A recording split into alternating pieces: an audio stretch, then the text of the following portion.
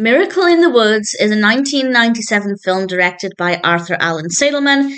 It's written by Joe Slowensky, and we have a cast including Meredith Baxter, Della Reese, Patricia Heaton, and Anna Chlumsky.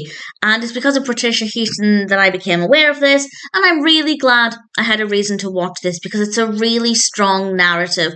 It was a little slow to begin with, not in terms of the pacing, we get to the point immediately, but in terms of my enjoyment, it took a little bit of time, but we got there, and I rather enjoyed it.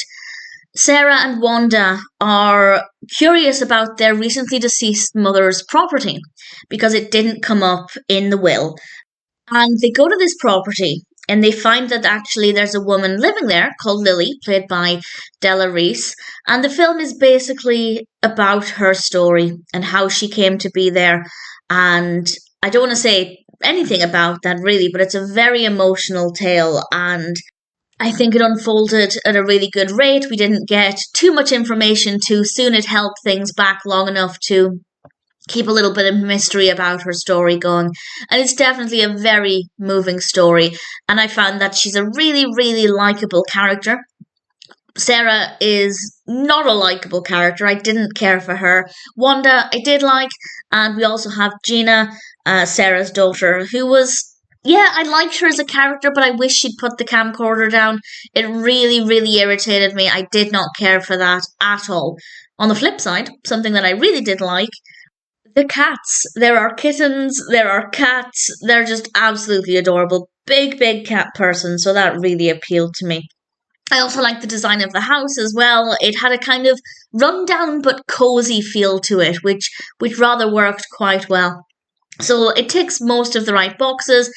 As I said, it did take me a little bit of time to get going with this one, but I'd say maybe about half an hour.